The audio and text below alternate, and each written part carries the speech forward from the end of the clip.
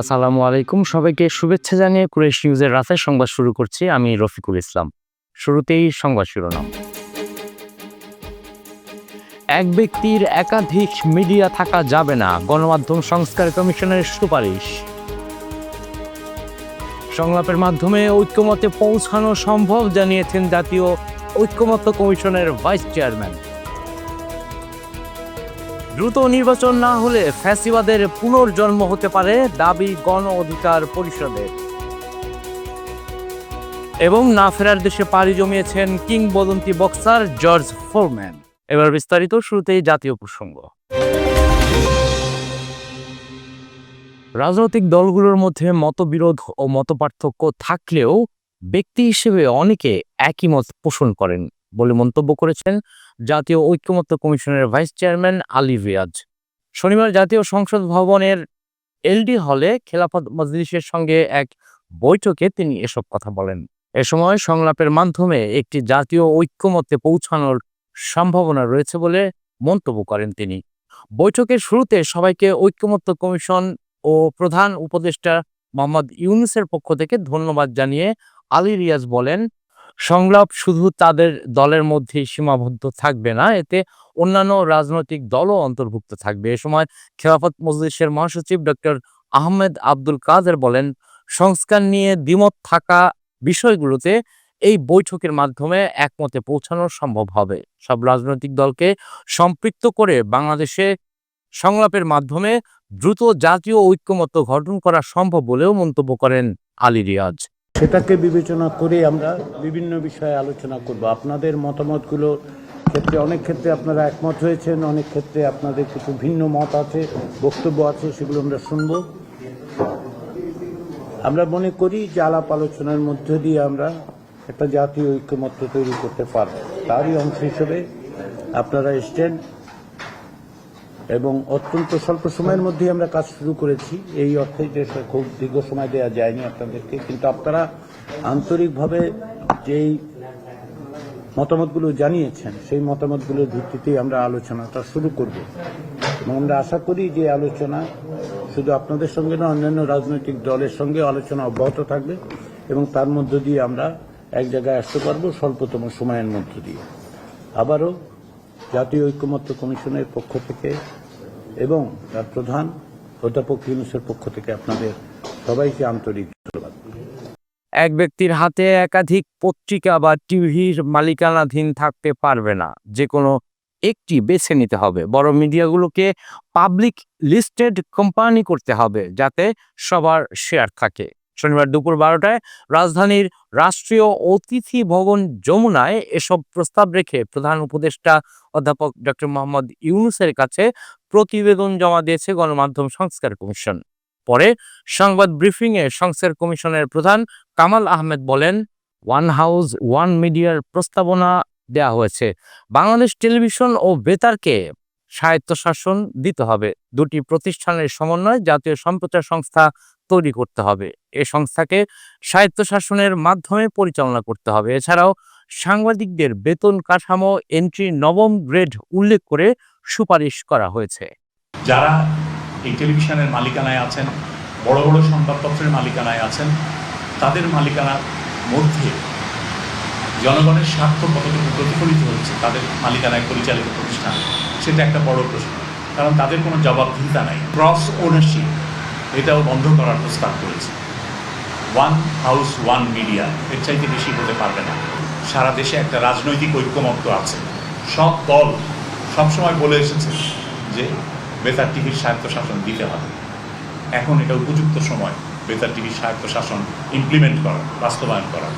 সাংবাদিকতা সুরক্ষা আইন করার জন্য বলেছে এবং সাংবাদিকতা সুরক্ষা আইনের একটা খসড়া অধ্যাদেশ জারি করা যাতে সহজ হয়, সেজন্য একটা খসড়া অধ্যাদেশও আমরা তৈরি করে এই রিপোর্টের সাথে।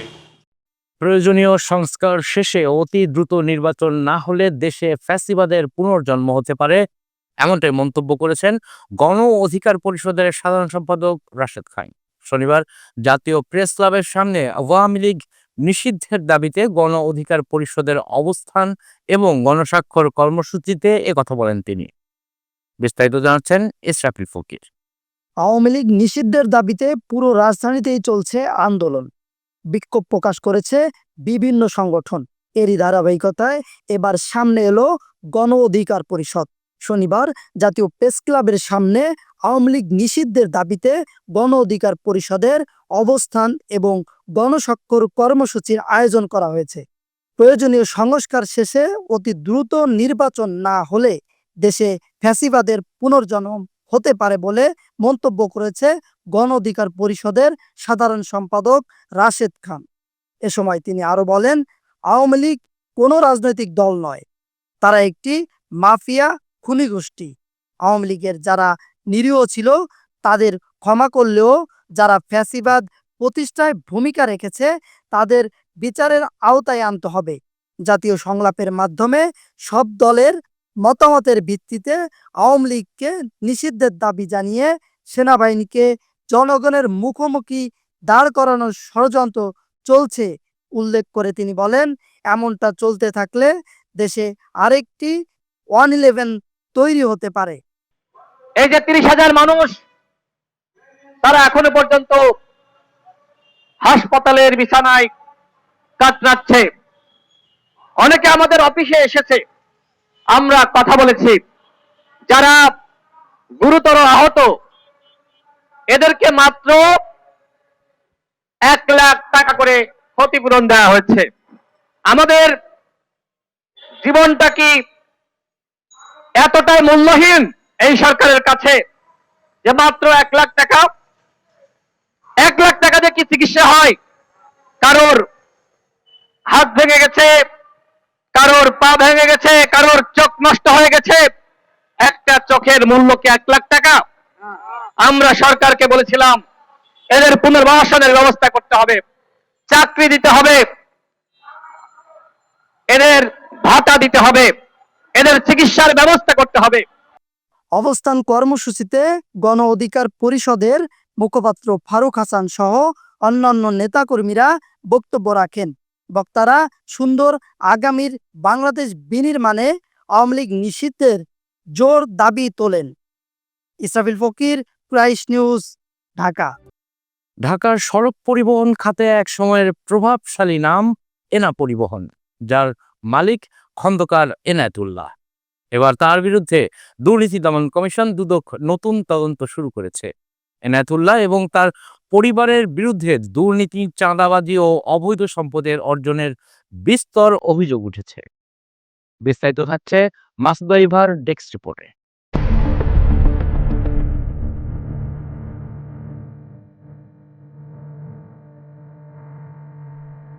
এনায়েতুল্লাহ, যিনি বাংলাদেশের সড়ক পরিবহন খাতে একসময় একচ্ছত্র আধিপত্য বিস্তার করেছিলেন।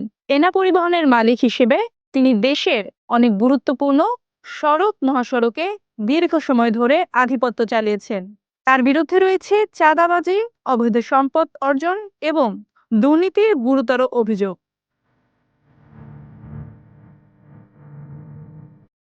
সম্প্রতি দুদকের অনুসন্ধানে জানা যায়, খন্দকার এনায়েতুল্লাহর 40টি ব্যাংক হিসাবে সঞ্চিত রয়েছে প্রায় 125 কোটি 72 লাখ টাকার অর্থ।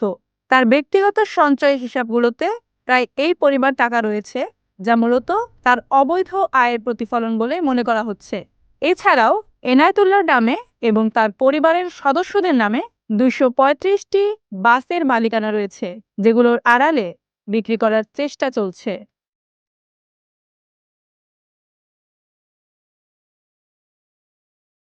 দুর্নীতি দমন কমিশন দুদক তাদের অনুসন্ধানে এই তথ্য নিশ্চিত করেছে। দুদকের অনুসন্ধান অনুযায়ী এনায়েতুল্লাহ প্রতিদিন 1,65,00,000 টাকা চাঁদা আদায় করতেন দেশের বিভিন্ন রুটের বাস থেকে। এছাড়া তার এবং তার পরিবারের সদস্যদের নামে বিপুল পরিমাণ স্থাবর এবং অস্থাবর সম্পদ রয়েছে।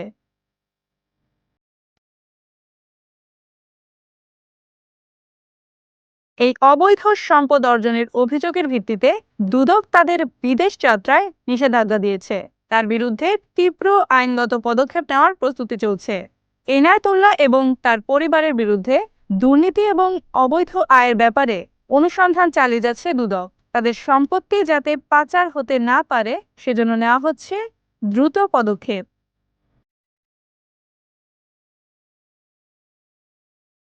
এখন গুরুত্বপূর্ণ প্রশ্ন, স্বৈরাচার শেখ হাসিনার ঘনিষ্ঠ সহচর এনা পরিবহনের মালিক একসময়ের সড়ক পরিবহন সম্রাট এনায়েতুল্লাহকে আইনের আওতায় আনা সম্ভব হবে কিনা? সমাজের অবৈধ ও দুর্নীতির বিরুদ্ধে শুদ্ধি অভিযান চলছে এবং দেশের জনগণের আস্থার পুনঃস্থাপনের জন্য এটি একটি বড় মাইলফলক হতে পারে।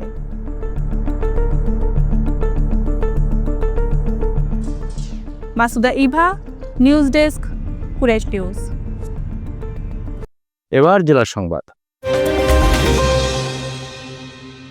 বাগেরহাটের সুন্দরবন পূর্ব বন বিভাগের কলমতেজি ফরেস্ট টহল ফাঁড়ি এলাকায় আগুন লেগেছে। শনিবার সকালে বনের টেপারবিল এলাকা থেকে প্রথমে ধোঁয়া উঠতে দেখা যায়। বন বিভাগের পক্ষ থেকে অগ্নিকাণ্ডের বিষয়টি নিশ্চিত করা হয়েছে। আগুন নিয়ন্ত্রণে কাজ করেছে বন বিভাগ ও ফায়ার সার্ভিস। স্থানীয়রা জানায়, এলাকাবাসীর কাছ থেকে খবর পেয়ে ঘটনাস্থলে ছুটে যান বনকর্মীরা। তবে খাল থেকে আগুন লাগার ওই এলাকার দূরত্ব বেশি হওয়াতে পানির জন্য বেগ পেতে হয়। আগুন যেন বনের ব্যাপক এলাকা জুড়ে ছড়াতে না পারে, সেজন্য আগুনের চারপাশে ফায়ার লাইন কাটে বনরক্ষীরা। এবার আন্তর্জাতিক প্রসঙ্গ।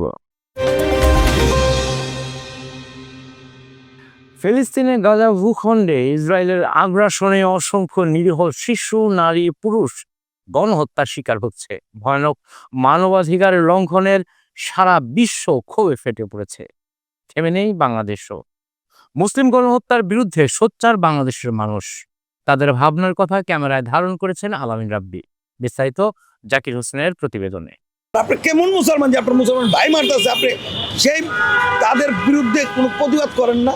ইসরায়েলের বিরুদ্ধে যুদ্ধ জেহাদ ঘোষণা করা দরকার। আমাদের উচিত ওই ফিলিস্তিনির হয়ে তাদের বিরুদ্ধে যুদ্ধ ঘোষণা করা। ফিলিস্তিনে ইসরায়েল কর্তৃক যে গণহত্যা চালাচ্ছে, এই গণহত্যায় শুধু হামাসের সৈন্যরা না, অসংখ্য নিরীহ শিশু, নারী, পুরুষ নিহত হচ্ছে। প্রতিদিনই কোথাও বোমা মেরে, কোথাও হত্যাযজ্ঞ চালিয়ে তাদেরকে দমন করার যে একটা প্রচেষ্টা ইসরায়েলের, তা নিয়ে বিশ্বের মুসলিম এবং অন্যান্য ধর্মাবলম্বীদের মানুষের মনে দাগ কেটেছে। পুরো বিশ্ব তাকিয়ে আছে ফিলিস্তিনের দিকে। দর্শক, বাংলাদেশের আপামর মুসলিম জনতা ফিলিস্তিনের এই হত্যাযজ্ঞের বিরুদ্ধে তাদের যে মনের প্রতিক্রিয়া, সে প্রতিক্রিয়া আজকে আমরা আপনাদের কুরাইশ নিউজের পর্দায় তুলে ধরব। চলুন জেনে নিন। ফিলিস্তিনিদের উপরে যেভাবে ইসরায়েলি আগ্রাসন চালাচ্ছে, হত্যাযজ্ঞ চালাচ্ছে, আসলে আমরা মুসলিম হিসেবে কি করতে পারি, কিভাবে রক্ষা করতে পারি? ভাই, আমরা মুসলিম হিসাবে কি করতে পারি, প্রশ্নটা খুব সুন্দর করছেন, কিন্তু মুসলমান হয়েছে কিনা এই বলে প্রথমে ডাউট লাগে। কারণ রাসূলের একটা হাদিস আছে, পৃথিবীর এক প্রান্তে এক মুসলমানের যদি কান্না হয়, তোমার সবাই মিলে তার পাশে যে দাঁড়িয়েও। আমরা কেউ দাঁড়াচ্ছি না ভাই। কারণ আপনি আমার মতো ক্ষুদ্র এক মুসলমানের জিজ্ঞেস কী করতে, আমি হৃদয় ফাটা কান্না দেখাতে পারি, আর কিছু পারি না। কারণ আমার ওই ক্ষমতা নেই। যারা বিশ্বের ভিতরে মুসলিম কান্ট্রিগুলো যারা ক্ষমতাশীল, আমাদের যাদেরকে মুরব্বী বলি, তারা সবাই একজোট হয়ে একটা সিদ্ধান্তে আসুক এই হত্যাযজ্ঞের বিরুদ্ধে। কারণ আজ ওদেরকে মারছে, আমরা হাসতেছি, কাল আমাদের মারবে, ওরা হাসবে। এই হাসাহাসিটা বন্ধ করে আসেন, মুসলমান হয়ে মুসলমানের মতো কথা বলুন। আপনি যদি পারেন আজকে এই বাংলার বুকে একটা হিন্দু মারেন তো দেখি, আপনার দাঁতের নল্লি খুলে আলাই। আর আপনি কেমন মুসলমান যে আপনার মুসলমান ভাই মারতেছে, আপনি সেই তাদের বিরুদ্ধে কোনো প্রতিবাদ করেন না? আমাদের এখন সর্বপ্রথম হলো মুসলমান ঐক্য হওয়া দরকার। মুসলমান, সারা বিশ্বের মুসলমান এক হইয়া ইসরায়েলের বিরুদ্ধে যুদ্ধ জেহাদ ঘোষণা করা দরকার। তাহলে ইসরায়েলের বিরুদ্ধে আমরা বিজয় অর্জন করতে পারবো। আমরা সবাই মিলে এক হইয়া, আলাদা আলাদা না, এক হইয়া, সব মুসলমান এক হইয়া, যে যেই ধর্মেরই থাকুক, আমরা সব এক, আমরা মুসলিম। তাই আমরা যদি সকলে মিলে যদি এক হইয়া যদি যুদ্ধ ঘোষণা করতে পারি, ইনশাআল্লাহ আমরা ইসরায়েলের বিরুদ্ধে বিজয় অর্জন করতে সক্ষম হব ইনশাআল্লাহ। এক মুসলিম আরেক মুসলিমের ভাই। আমরা হইলাম সমস্ত পৃথিবীতে যত মুসলিম আছে, আমরা প্রত্যেক মুসলিমের ইমানি দায়িত্ব হলো আরেক মুসলিমের সহযোগিতা করা। এখন ফিলিস্তিনের যে এটা করছে, এটা আসলে মুসলিমের উপর একটা অযথা একটা ক্লেম উঠায়া, এটা তারা নির্বিচারে শিশু সহ যেই হত্যাযজ্ঞ চালাচ্ছে, এটা বর্বরতা ছাড়া আর কিছুই না। এক্ষেত্রে আমাদের যে দায়বদ্ধতা হইলো, আমাদের যদি সামর্থ্য থাকতো তাহলে আমাদের উচিত ওই ফিলিস্তিনির হয়ে তাদের বিরুদ্ধে যুদ্ধ ঘোষণা করা। আমরা মুসলমান বা ভাই আমাদের মুসলমান একজনের যদি আঘাত করে, এটা আমরা আর একজনের আঘাত হয়। তা আমরা এখানে বই আর কিছুই করতে পারি না, আল্লাহর কাছে কইতে পারি আর তাদের জন্য দোয়া করতে পারি, আল্লাহ তাদের হেফাজত করুক। পৃথিবীর মধ্যে সবচাইতে নিকৃষ্ট যদি কেউ মানব জাতির উদাহরণ থাকে, সেটা হলো ইসরায়েল। তারা ক্ষুধার্ত অবস্থায় তাহাজ্জুদের সময়, সেহরির সময় মুসলমানদেরকে ফিলিস্তিনের নিরীহ মুসলমানদের উপর যে হামলা চালাইতেছে, এটা কোনো সুস্থ মস্তিষ্কের মানুষ মেনে নিতে পারে না। সেই হিসাবে আমাদের আহ্বান থাকবে বাংলাদেশ সরকার তথা সারা বিশ্বের যে নেতারা আছে, ইসলামী বিশ্বের নেতারা, সবাই ঐক্যবদ্ধ হয়ে ইসরায়েল রাষ্ট্রের উপর অবরোধ আরোপ করা এবং চাপ প্রয়োগ করা, যাতে তারা এই হামলা থেকে, যুদ্ধ বিগ্রহ থেকে, মুসলমানদেরকে অত্যাচার করা থেকে তারা ফিরে আসতে বাধ্য হয়। এটাই আমাদের আহ্বান থাকবে। আমরা মুসলমান হিসেবে আরেক মুসলমান ভাইয়ের পাশে দাঁড়াতে পারছি না। ছোট ছোট শিশু, মাসুম বাচ্চাগুলো ঘাস চাবিয়ে খাচ্ছে। মুসলমান বিশ্বে এটাকে কোনো প্রতিবাদ হচ্ছে না, তাদের বিবেকের মধ্যে এটা নাড়া দিচ্ছে না। এটা অত্যন্ত বেদনাদায়ক একটা ব্যাপার। আমাদের জন্য অত্যন্ত অধঃপতনের দিকে আমরা যাচ্ছি, দিন দিন অধঃপতনের দিকে যাচ্ছি। ফিলিস্তিনের মধ্যেই তারা সীমাবদ্ধ থাকবে না, তারা একে একে করে গোটা মুসলিম বিশ্বের সমস্ত রাষ্ট্রের উপরও তারা আক্রমণ চালাবে। এই জন্য আমরা যদি এখনও যদি সচেতন না হই, আমরা যদি ঐক্যবদ্ধ না হই, আরব বিশ্ব থেকে বলেন, পৃথিবীর সমস্ত মুসলিম রাষ্ট্র যদি আমরা ঐক্যবদ্ধ না হই, অদূর ভবিষ্যতে আমাদের সমস্ত মুসলিম বিশ্বের জন্য হুমকির কারণ হয়ে দাঁড়াচ্ছে। এটা আমাদের মাথায় রাখতে হবে, আমাদের চিন্তার মধ্যে রাখতে হবে। এজন্য এই মুহূর্তে আমাদের উচিত ঐক্যবদ্ধ হয়ে এই ইসরায়েলি আগ্রাসনকে বন্ধ করতে হবে। আমার মুসলমান ভাইদের উপর আক্রমণকে ঠেকাতে হবে, কারণ তারা আমার বোন, তারা আমার ভাই। জানাবো খেলার খবর। না ফেরার দেশে পাড়ি জমিয়েছেন কিংবদন্তি বক্সার জর্জ ফোরম্যান। শনিবার অফিসিয়াল ইনস্টাগ্রাম অ্যাকাউন্টে মৃত্যুর খবর নিশ্চিত করেছে জর্জ ফোরম্যানের পরিবার। মৃত্যুকালে তার বয়স হয়েছিল ৭৬ বছর। আন্তর্জাতিক পেশাদার বক্সিংয়ে পরিচিত একটি নাম জর্জ ফোরম্যান। মাত্র ১৯ বছর বয়সে মেক্সিকো অলিম্পিকে স্বর্ণ জিতে নিজের আবির্ভাবের জানান দিয়েছিলেন তিনি। এরপর গড়েছেন অসংখ্য কীর্তি এবং জায়গা পেয়েছিলেন আন্তর্জাতিক বক্সিংয়ের হল অব ফেমে। পেশাদার বক্সার হওয়ার আগে টানা ৩৭ ম্যাচ জিতেই হইচই ফেলে দিয়েছিলেন তিনি। উল্লেখ্য, ১৯৪৯ সালের ১০ জানুয়ারি টেক্সাসের মার্শালে জন্মগ্রহণ করেন ফোরম্যান। পেশাদার বক্সিং ক্যারিয়ারে মোট ৭৬টি ম্যাচ জিতেছিলেন ফোরম্যান, এর ৬৮টি নকআউট, যা মোহাম্মদ আলীর প্রায় দ্বিগুণ। সংবাদ শেষ করব বিনোদন অঙ্গনের খবর দিয়ে। সিরিয়াস শিক্ষক আর উদাসীন ছাত্রীর একটি ভিন্ন গল্প নিয়ে এবার ঈদে থাকছে বিশেষ নাটক লাভ ইউ টিচার। গ্রামের শিক্ষিত ও নিম্ন মধ্যবিত্ত সংসারের ছেলে শফিক পড়াশোনা শেষ করে চাকরির প্রস্তুতির পাশাপাশি কলেজের শিক্ষার্থীদেরও পড়ান। শফিক পড়াশোনা ও শিক্ষকতার প্রতি খুবই সিরিয়াস। এমনই এক সিরিয়াস শিক্ষকের ভূমিকায় দেখা যাবে সময়ের অন্যতম জনপ্রিয় অভিনেতা মুশফিক ফারহানকে। অন্যদিকে একই ইউনিয়নের প্রভাবশালী চেয়ারম্যানের আদরের কন্যা কিয়া আক্তার পড়াশোনার চেয়ে উদাসীন থাকতেই বেশি পছন্দ তার। সেই কেয়াও মাস্টার শফিকের কাছে পড়তে আসে। তৈরি হয় শফিক ও কেয়ার মধ্যে নানান জটিলতা। এমনই এক উদাসীন শিক্ষার্থীর চরিত্রে অভিনয় করেছেন তরুণ প্রজন্মের অন্যতম মুখ ফারিন খান। নাটকটির গল্প ও পরিচালনা করেন তৌফিকুল ইসলাম। সংবাদ শেষ করার আগে সংবাদ শিরোনামগুলো আরো একবার। এক ব্যক্তির একাধিক মিডিয়া থাকা যাবে না, গণমাধ্যম সংস্কার কমিশনের সুপারিশ। সংলাপের মাধ্যমে ঐক্যমতে পৌঁছানো সম্ভব জানিয়েছেন জাতীয় ঐক্যমত্য কমিশনের ভাইস চেয়ারম্যান। দ্রুত নির্বাচন না হলে ফ্যাসিবাদের পুনর্জন্ম হতে পারে, দাবি গণ অধিকার পরিষদের। এবং না ফেরার দেশে পাড়ি জমিয়েছেন কিংবদন্তি বক্সার জর্জ ফোরম্যান। দর্শক, এতক্ষণ সাথে থাকার জন্য ধন্যবাদ। সবশেষ সংবাদ দেখতে চোখ রাখুন কুরাইশ নিউজের পর্দায় অথবা ভিজিট করুন www.qurashnews.com। কুরাইশ নিউজের পরবর্তী সংবাদ দেখার আমন্ত্রণ জানিয়ে আপনাদের কাছ থেকে এখনকার মতো বিদায় নিচ্ছি। আমি রফিকুল ইসলাম। আল্লাহ হাফেজ।